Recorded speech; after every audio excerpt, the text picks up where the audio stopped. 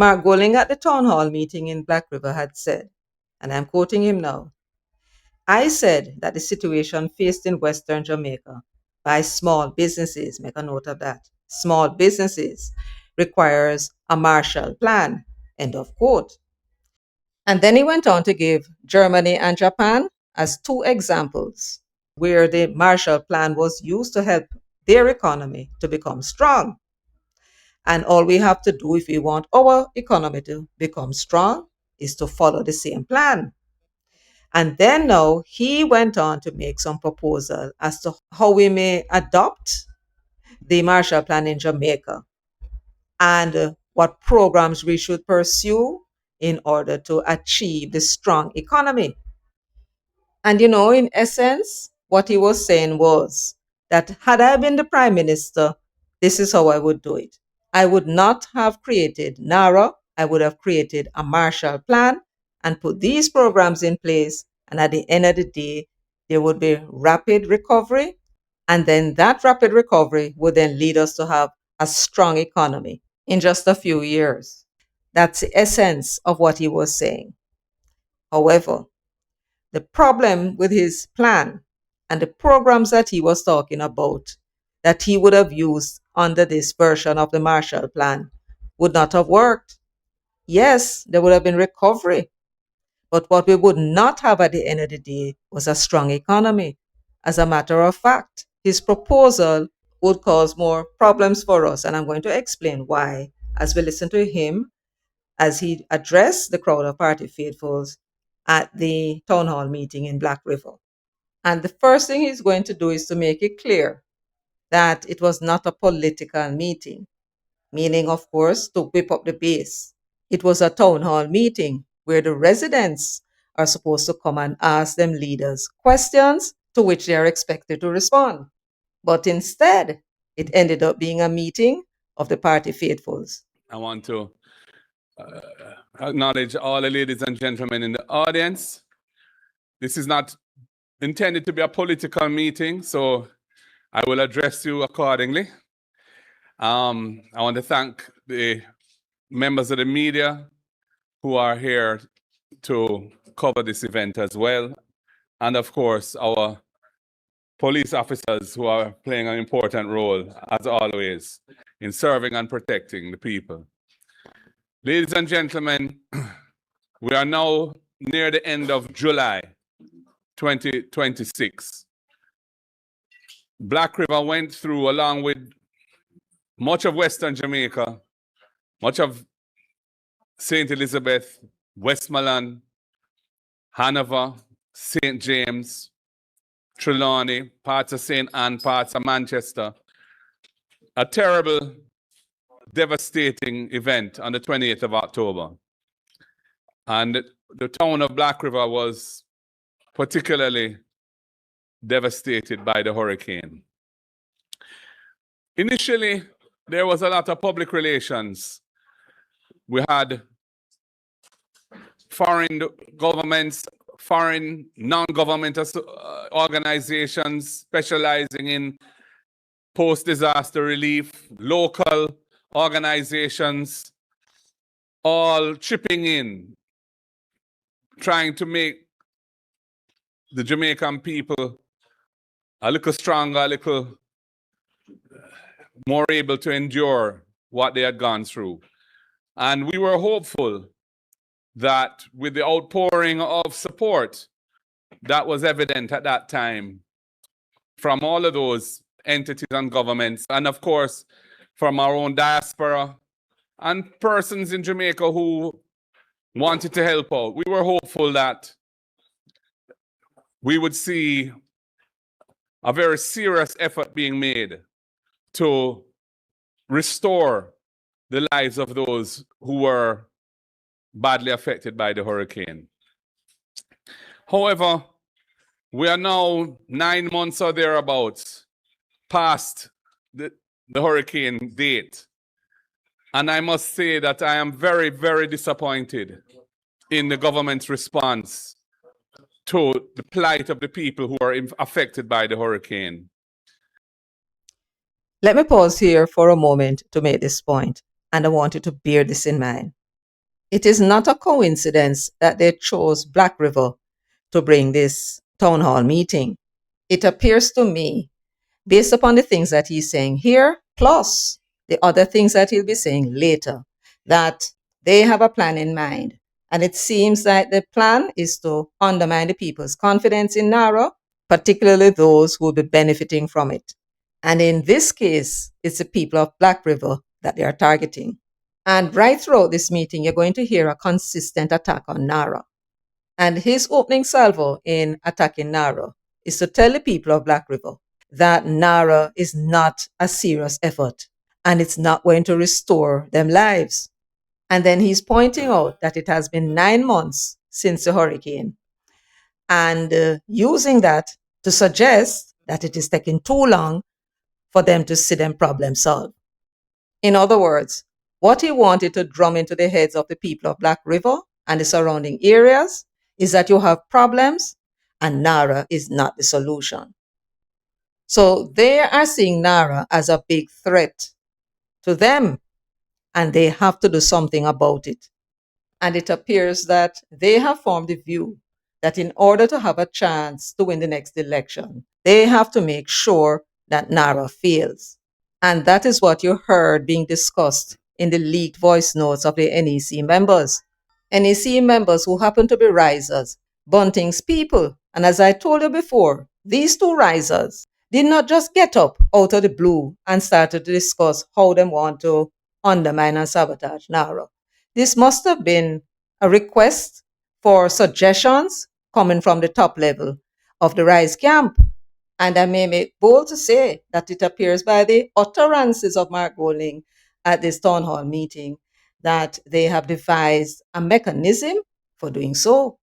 And we're going to continue to listen to what else he has to say because he goes further. We have promises for housing support, apart from the roof program, which wasn't even 0.5% of GDP, and which was very inadequate because even those who lost their entire homes were only given 500,000 Jamaican dollars as a contribution. And many persons who had severe damage were offered and given 200,000. And the whole mechanism for distributing that relief was not attuned to the conditions that people were living in. People were expected to travel far to try and collect on this, and often went away disappointed, having arrived at a hardware many miles from their homes, having incurred costs to get there, only to be told that the materials were not available and so on. The first thing that I would like to know is what the unavailability of the material at the hardware store have to do with government. Because him seem to have been trying to conflate the fact that the people are traveling and spending up their money and not getting the material because it's not available. What does that have to do with government? Then he spoke about the wholly inadequacy of the roofs program and the $500,000 and $200,000. And yet he failed to say how much him think that the people should get. What is adequate? If not 500,000, not 200,000, how much? Give us a dollar figure. That is what I would have liked to hear, wouldn't you? And so at the next town hall meeting that them hold, I sincerely hope that the people will ask him that question. And apart from that, the container homes that we were told would have been ready by the end of January, they are still not being made available to people who need them. And of course, for business people, small businesses across Western Jamaica, including Black River, of course, there has been precious little by way of support. And, we're seeing it in the fiscal outcomes of the country. So we had negative growth in the final quarter of 2025, which was to be expected given the calamity that occurred. We had negative growth in the first quarter of 2026. So that's 2 successive quarters of negative growth, again, as a result of the hurricane. But when you look at the government's budget for this year, the first 2 months of the fiscal year, which are April and May, the tax revenues collected are some $22 billion less than had been projected in the budget, which is indicative of an economy that is in a state of serious decline. Now, how can you expect anything else when you have the small business sector, whether it be transport operators, retailers, manufacturers, other providers of goods and services, farmers, who have really not been given what is required to get their business back up and running. And when I spoke at the conference last week of the Small Business Association of Jamaica, I said that the situation faced in Western Jamaica by small business people requires what I call a Marshall Plan. What is a Marshall Plan? The Marshall Plan was the plan implemented after World War II to restore the economies of countries like Germany and Japan, who had been devastated in the war, having lost the war. And we know what happened with Germany and Japan. In a matter of years, those economies rebounded and became two of the strongest economies in the world. And the Marshall Plan had a major role in that, and that was a plan of the US government. Well, I can't do anything about that. I'm speaking as loudly as I can. No. Yeah. Gonna change your microphone. Can we change his microphone? I'm not sure it's the issue of the microphone. I don't think it's the microphone. It might be the speakers. Yeah. I can. Yeah. So that is why, all right, that sounds a lot better. That is why, what are you saying, sir? I put it down? Okay.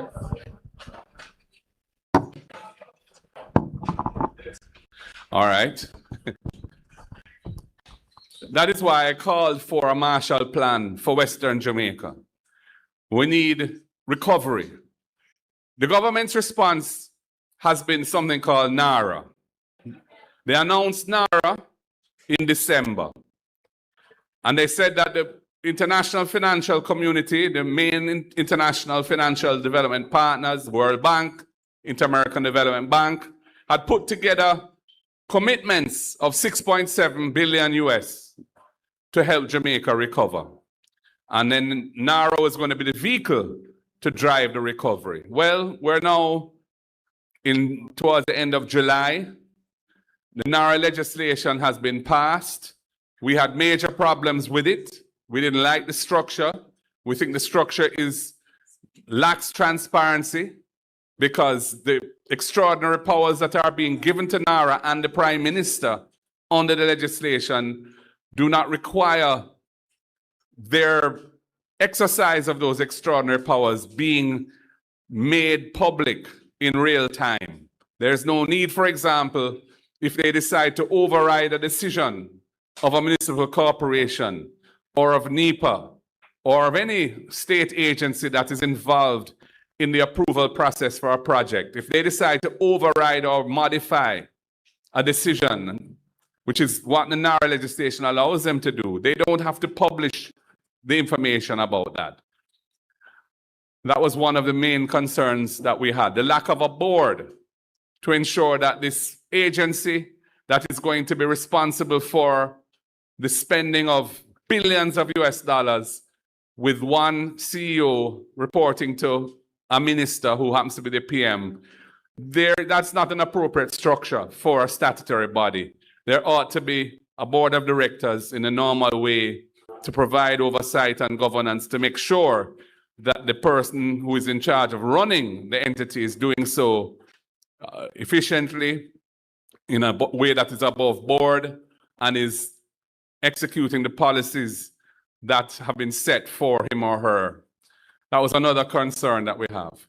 In the meantime, NARA's purpose seems to have evolved, because when you hear about what NARA is intended to do, they're talking about things like building a new hospital in Kingston to replace the Kingston Public Hospital. That has nothing to do with Hurricane Melissa whatsoever. What do I say now? The re-envisioning and rebuilding of Jimmy Cliff Boulevard in Montego Bay, which is the hip strip. You know, again, a project which was on the table to be executed before Melissa. We're hearing, is Naro going to that? You know, upgrading courthouses or all sorts of things. When what we really need is a serious housing program to help people to get their houses back into habitable condition. And we need a program to help businesses restart, retool, buy stock, fix their premises. He has come up with an alternative to the government's plan. The government is coming with Naro. He says we don't need Naro. What we need is what he called the Marshall Plan. And he said, I said that the situation faced in Western Jamaica by small businesses requires what I call a Marshall Plan. And then he explained that the Marshall Plan was a plan that was implemented in Europe after World War II to restore the economies of the countries like Germany and Japan. Now, the first thing is, Mark Golding, Japan is not in Europe. Let me remind you. And therefore, the Marshall Plan was not responsible for Japan's economic turnaround. The Japanese recovery was under a different plan that was managed by the United States. They were occupying Japan at the time. So he went on to say, and we know what happened with Germany and Japan. In a matter of a few years, those economies rebounded and became two of the strongest in the world. He has first of all identified that the economy is in decline and the government is not getting the revenue that it should be getting. And the cause of that he sees as a decimation of small businesses, certain small businesses in the West. And he's suggesting that in order to bring back those businesses, to get them up and running again so that the economy can grow, we need a Marshall Plan. So Mark Golding is making proposals about his Marshall Plan. And I want to remind you that he has been saying for quite some time that our economy is not doing as well as it should. It's not growing as it ought to. And him know to grow the economy. He is proposing in his Marshall Plan that the government should use that 6.7 billion US dollars and spend it on two areas in the economy. And if we were to do so, our economy, like the European economy, would rebound from Melissa and become strong.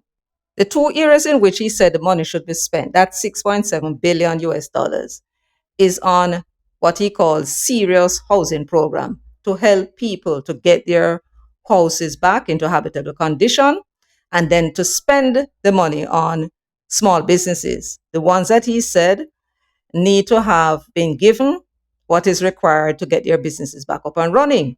And he was saying that what they need to restart is to retool, buy stock, and fix their premises. So he's talking about those businesses where the people who were affected by the hurricane just don't have the savings to be able to restart. So they need assistance from somewhere, and he's saying that the government should do it. And then he's proposing that if the government were to spend that $6.7 billion, I need you to pay attention to what we're saying, If the government were to spend $6.7 billion in the way in which him said it should be spent, it would make our economy strong. And not just strong, like what it was before. Stronger. Because there's no point in going through all of this, borrow money, and then end up in the same position that we were in before. So he could not have been proposing that the spending of the money on these areas would put us back in the condition that we're in before, which he said was very bad. The economy wasn't doing well. You see my point? Now he's contrasting his plan with Naro, saying that Naro is not the way. But what we are going to do right now is to look at Naro, look at his plan for spending that $6.7 billion US, And then we're going to look at what the Marshall Plan that was implemented in Europe was. Then we're going to look at the various aspects of that Marshall Plan implemented in Europe and see whether or not it more closely resembles Naro or Mark Golding's version of the Marshall Plan. When World War II was ended, there was a lot of discussion as to how they can bring back the European economy. And they had pumped some money in it. That's the United States, $17 billion. And then they decided to implement a Marshall Plan named after a U.S. Secretary of State called Marshall. The plan was put before the U.S. Congress in 1948 and it was passed. And so the Marshall Plan came into effect in 1948, 3 years after World War II ended. So the Marshall Plan, also known as the European Recovery Program, distributed 13.3 billion, that would be US dollars, over 4 years between 1948 and 1952. It functioned through two core structural pillars: a collaborative European committee to dictate needs and a US agency to manage the funds, tying economic reconstruction directly to anti-communism and trade liberalization. So what are they saying here? The Marshall Plan comprised two entities: one European entity, which was a European committee, and a US agency. And it was the US agency's job to manage the funds. And the European committee, which involved all of the European countries that were to benefit from it, 17 of them, and they were the ones who would say to the US agency, we need some money and we need it for this reason. And they would then release the fund. So let us take a quick look now at this European committee. It says the primary European organization operating under the Marshall Plan was the Organization for European Economic Cooperation, structured around a council of all member nations, an executive committee, and specialized technical committees. So this was not a board, Mark Golding, that was set up. There was no board of directors. NARA is the one that is structured like the Marshall Plan, because NARA has the CEO that is responsible for ensuring that the projects are implemented and on time and within budget. But he reports to the Prime Minister, who sits in committee, because there's a committee that is going to be established. And it is from that committee that the instructions will come to him as to what it is that he need to be doing in terms of what project to implement and when to implement it. So now it's talking about the council and executive framework, how it is organized. It says that the council, composed of representatives from all participating Western European countries, serving as the ultimate decision-making body where every nation held a vote. This would then be like the cabinet, because it's at the cabinet that they'll be generating the projects. And it's in the cabinet that the Prime Minister sits, and it's in the cabinet that the Minister of Finance sits, and it's the Minister of Finance that will be appropriating the money every year in the budget. That's my understanding of how it will work. It then went on to describe the executive committee, and it says that the executive committee managed day-to-day operations and policy coordination consisting of a smaller rotating subset of member states. In the NARA Act, it is the CEO that will manage the day-to-day operations, and he will be reporting to the Prime Minister, who sits in a committee that is to be established. When the cabinet makes a decision about what project is to be implemented, it goes to that committee where the Prime Minister sits, and from that committee, it goes to the CEO, and he will be given a directive as to when he's to begin the project. And the Minister of Finance is going to allocate that in the annual budget. That is my understanding of how it works. So when you look at the Marshall Plan, the way it was structured is very similar to the way that NARA is structured, right? In their case, you had a committee of the Europeans, and then you have the US agency that manage the funds. In our case, you have the cabinet and the committee that the prime minister sits in, and then you have the minister of finance that the money will have to go through, and it is the CEO that is going to manage the project and make sure that it is done on time and within budget. So this is a Marshall Plan. This was what the United States and the Europeans agreed to. This was a structure that they set up in order to bring about the recovery in Europe after World War II. It comprised a committee and an agency. There was no statutory body with board of directors, as Mark Golding is suggesting. Right? So he clearly don't know what the Marshall Plan was.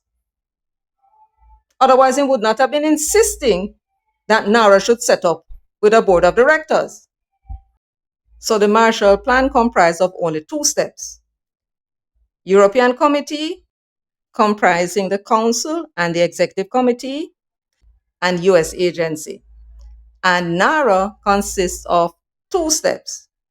The Cabinet and the committee that the Prime Minister sits in on the one hand, and I suppose that could be described as our version of the executive framework. And then there's Naro with a CEO who's responsible for the implementation of projects, as well as ensuring that the projects are completed on time and within budget. And I would expect at some point they're going to be implementing a technical team. So we're still on the Marshall Plan, you know. Yes, it's very important, since Mark Golding is touting it as what we need to rescue Jamaica and make the economy strong.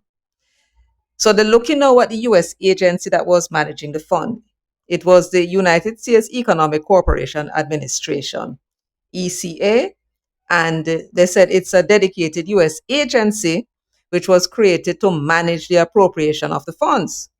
Now, it's very important that we pay attention here because it's going to tell us now how the Marshall Plan actually worked. It ensured the aid, which included raw materials, food, and industrial machinery, was channeled into production and infrastructure. And I'm going to explain how it worked. So they created what they call a counterpart funds system. And this is how it worked. The first thing they say happened is that the European governments received free US goods. And then when they received them, they had to deposit the local currency equivalent into a special account. These funds were then heavily reinvested into domestic infrastructure projects like railroads and power grids with ECA approval. So this is how it worked. And listen to how clever these people were in setting up this Marshall Plan program. Now, Europe was devastated after the war. And they need food, they need raw material, they need machinery, all those things that they need to build back them economy, right? And they don't have the money to do it. So the United States said, okay, we will send you $17 billion. And that was what the program was. I think it was 13 point some billion at the end of the day. And what they would do is to provide them with the food and the raw material and the things that they need free. It was not cash that the United States was giving them, because it's not cash them necessarily need, but they need those stuff in the country because they were short of food and they were short of raw material and they were short of manufactured goods for the people. So they took that in aid free from the United States. The plan was that they would have these special accounts, and what they would do when they receive the aid, let us say the aid was value, say 1 billion US, and let us say that was equivalent to 13 billion Deutschmark. Then what they would do is deposit the Deutschmark into the special account, 13 billion. So it wasn't a loan, and they're not sending the money back to the US. They are putting the money into the special account.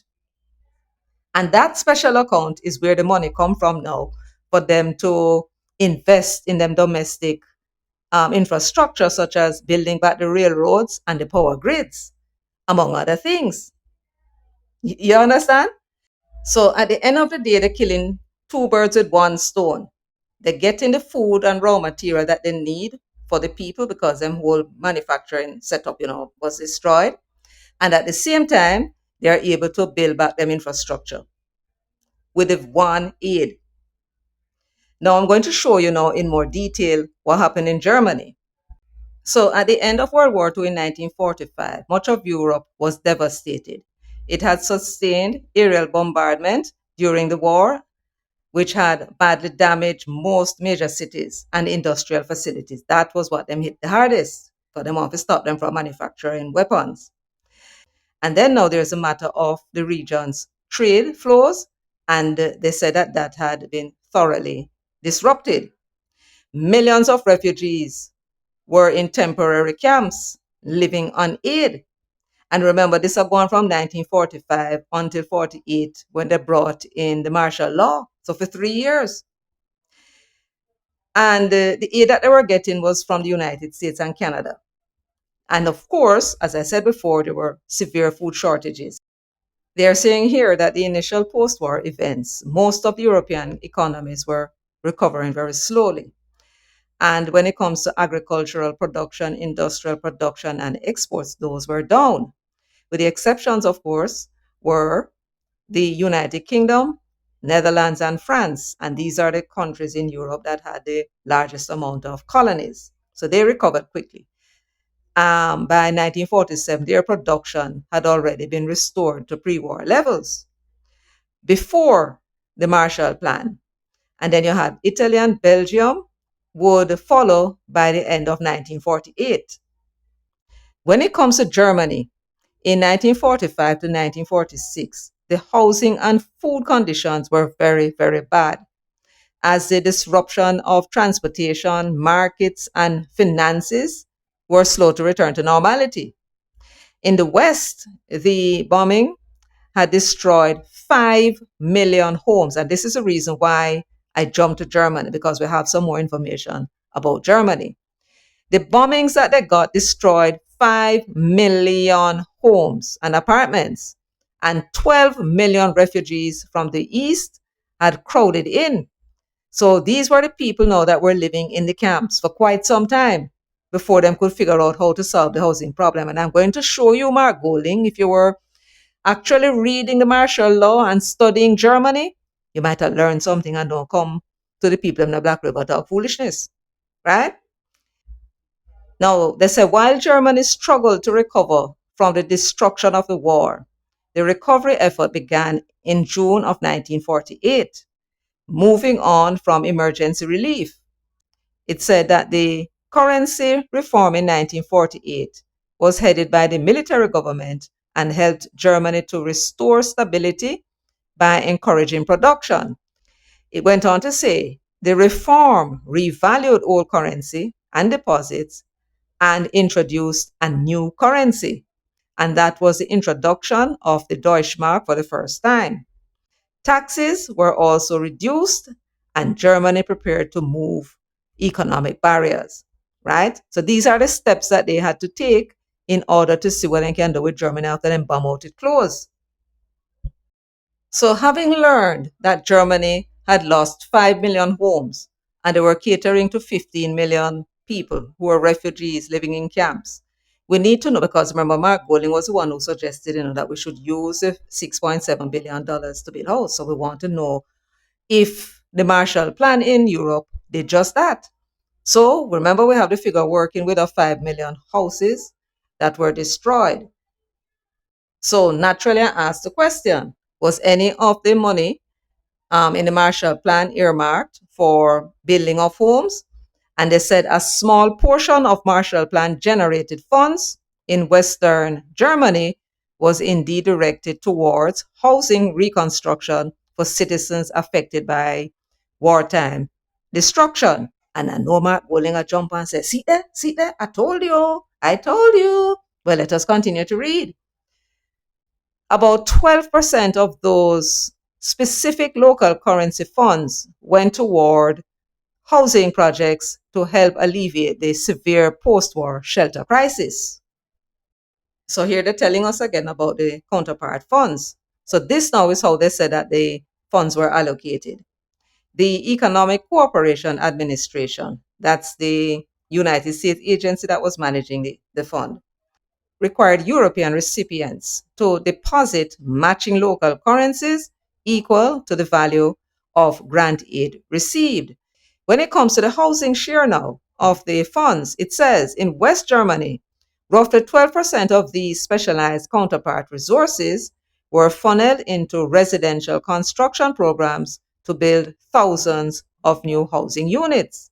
Well, let us find out just how much that meant in numbers. Them talking about now the broader context in which the fund was used. While industrial and coal sectors received the bulk of direct economic priority, the extreme shortage of living spaces intensified by millions of displaced refugees and bombed out urban residents forced authorities to allocate a fraction of the budget to residential building.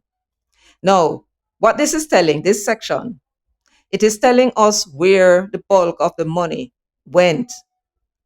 They had decided to put the money in industrial and coal sectors.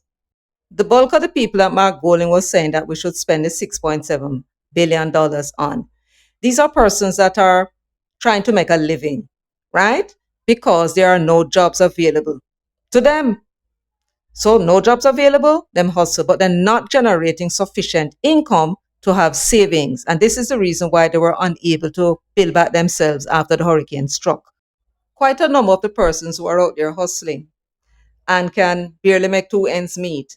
They are tradespeople with professions, many of them. So what we really need is to make sure that that $6.7 billion, when it is spent, like the Germans did, is going into industry. Industry that will generate jobs for the people and hopefully good paying jobs. And this is how you make your economy strong, by building industry, creating production, encouraging innovation, and putting people to work so them can take care of them families. Now we know that Naro will be involved in a lot of construction. And of course, construction work is temporary and we will get growth from that. But it is what is being constructed that is important, because what is being constructed is supposed to provide jobs, permanent jobs, to generate income for the economy and taxes so that the government can now take the money and fix the road them in Jamaica. Of course, well, I mean, I know them have to do something about National Works Agency. Maybe, hopefully, some of the money generated will allow them to pay them off and send them on them blasted yard. That's the next thing. But, I sidetrack. So that is how Germany was able to make them economy strong. And if we are going to make our economy strong, we have to follow suit. Not go off on some political gimmicks that will only seek to put the people back into the position that they're in, not to make them lives improve. And our aim must always be to improve the quality of life of people. And the way to go is to create an industrial base in the country with the $6.7 billion, or in any event, some portion of it. And that is my opinion. When I ask how many housing units the Germans built out of the Marshall Plan funds, it says through direct Marshall Plan counterparts funds, West Germany financed the construction of roughly 18,000 to 20,000 housing units. How many were destroyed by the bomb? The bombings, it said, destroyed 5 million houses and apartments, and there were 12 million refugees. So this 18,000 to 20,000 housing units were a drop in the bucket. But yet they recovered. What did they do? So we are going to learn how the Germans managed to provide more housing solutions for their people. It says, while this was a valuable start, the overall housing deficit was an overwhelming 4.5 to 6 million units due to heavy aerial bombings and an influx of millions of refugees. The Marshall Plan funds were never intended to rebuild the entire country's housing stock. Instead, they served as a financial spark. So the military government that was running Germany at the time, they had a problem. Them have to look at the people's plight, no housing, right? Them say, okay, then provide a few. But the bulk of the money from the Marshall Plan was not used for that. What they used it for was to build out them industry, create employment, generate taxes, and we're going to see what else they did in order to build out some more housing units. So they need to generate what they call a broader housing boom. And they said to build the millions of remaining homes that were needed, West Germany launched a massive national effort that went far beyond American aid. And they call this the first Housing Construction Act, which was passed in 1950. You see that? You see that, Mark Golding? 5 years after the war, the people them still not know where to live them in the camps them await from government to try help and solve the problem. And somehow they managed to. They created this first Housing Construction Act, which was passed in 1950 by the West German government now. So they seem as if the military authority handed over to the government, to civilians. So it seemed as though the military authorities handed over to civilians. And they said that this law prioritized state-backed social housing. That sounds familiar. That sounds like our version of the National Housing Trust. Clues are being given, people, clues. And the second aspect of the build out is the KfW banking system. Listen to this. The Marshall Plan money was used to capitalize the state owned. The KfW took those initial funds, recycled them, and used them to back billions of Deutschmarks in low interest commercial and public housing loans. The results? Thanks to this recycling system, West Germany built over 3 million housing units by the mid 1950s, largely funded by German banks, tax incentives, and domestic private citizens. So it was the counter funds that they were using. When they put it in the special accounts from the Marshall Plan, they would then notice what they said. They made commercial and public housing loans. They didn't give away the money free, right? But I'm going to let them explain it further. So, folks, I needed to listen very carefully to what it was that the Germans had done. They said the KfW recycled Marshall Plan funds by acting as a revolving fund, converting what was designed as a one-time injection of foreign aid into a self-sustaining pool of investment capital. Unlike other European countries that spent their Marshall Plan grants directly into national budgets, West Germany preserved and multiplied the money through a distinct financial loop. What it is I'm talking about? They were using the Marshall Plan fund as if they were operating like a commercial bank. They lend out the money for the housing, and then when the money starts to come back in, they lend it out again. That's all that is saying. And this is the crux of the matter. This is the reason why they could not give away the free money that they were getting, because of the conditions that the American put on the aid that they were giving them. And it says here that the KfW was legally barred from giving away this money as free grants. So what did they do? Instead, it used the European Recovery Program Special Fund to issue low interest, long term loans to critical sectors like housing, coal, and energy infrastructure. That is how it is done, Mark Golding. That is how it is done. Not the foolishness you are telling the comrades them in Black River, giving them the impression that the $6.7 billion that is not free money like the Marshall Plan. This is not free money. This is money that we borrowed that we're going to have to pay back, right? But probably a quarter of our gross domestic product. And you want to take the fund according to you and give it for free in circumstances where temporary jobs will be produced, and then we end up with a situation where the economy is back to where it was before. Because if you give the money to the persons who weren't generating income to even have savings, so that when the hurricane lick them can build back, all you'll be doing is putting them back in the position that they were before, and then putting the economy back into the position that it was in before. And then now we have this hell of a debt that we need for payback, and we're not generating additional economic activity fast enough because the money was not spent to develop industries, right? So your idea of a Marshall Plan is never going to work. And it's a damn good thing that you're not Prime Minister Jamaica, because all you'll be doing is bringing us to rack and ruin. What we are going to do is wait until Naro is in place and see what are the projects that the government coming with. And we hope that most of it will be put in creating industry. But as I said, we just have to wait. Now, I imagine the government may have some plans to deal with the several thousand persons who are without homes to see how they can assist. One thing I could suggest is that the NHT, since it already exists, which is what the Germans had introduced. So we have it already and we have it for years. But it is the NHT that we have to look to solve the problem. Now, capital going to be an issue. They have a $303 billion loan portfolio. And what can happen, what the government could do, and maybe they're considering it, I don't know, is that they could divest themselves of a portion of that loan portfolio. What they would do is sell the loans at a discount. So they would package them and sell them under the same terms and condition that the borrowers had entered into.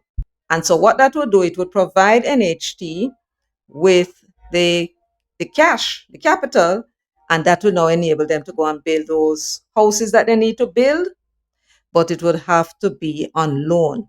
What they would need to do is to put this money in a special fund and charge very, very low interest rate. Do like what the Germans did and increase the period of time for paying back the loan. And they could decide that they'll sell 100 billion or 150 billion of the loan portfolio and then generate the cash that they could now use to build out the housing stock. But of course, everything depends on Naro. Naro has to come up now with the industrial base that will provide the jobs in those areas so that the people can pay the mortgage. So, folks, this is where I'm going to leave it for today. And you hear me talk to my throat dry. I hope everybody give the video a thumbs up. Please remember to do so. If you have not yet subscribed, go ahead and subscribe and let me know what you think about all of this. Mark Golding's version of the Marshall Plan. Until next time, everyone, please take very good care of yourselves and walk good.